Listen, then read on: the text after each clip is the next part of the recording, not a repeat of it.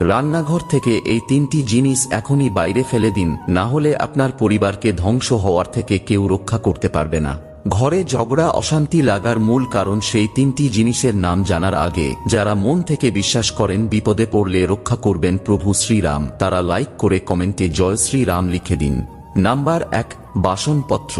অনেক মানুষই আছেন যারা ভাঙা বাসনপত্র রান্নাঘরে রেখে তা ব্যবহার করতে থাকেন, তবে জেনে নিন বাস্তুশাস্ত্র মতে এমনটা করা একদমই উচিত নয়, কারণ রান্নাঘরে ভাঙা বাসনপত্র বা ময়লা আবর্জনা রাখলে আপনার রাহু দোষ লাগতে পারে, যা পরিবারে ঝগড়া অশান্তির মূল কারণ হয়ে থাকে। নাম্বার 2, আয়না।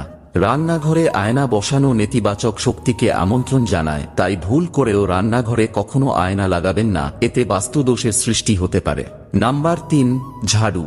ঝাড়ুকে দেবী লক্ষ্মীর প্রতীক হিসাবে বিবেচনা করা হয়, তাই ভুল করেও ঝাড়ু কখনো রান্নাঘরে রাখবেন না, এতে মা লক্ষ্মী খুবই ক্রুদ্ধ হন।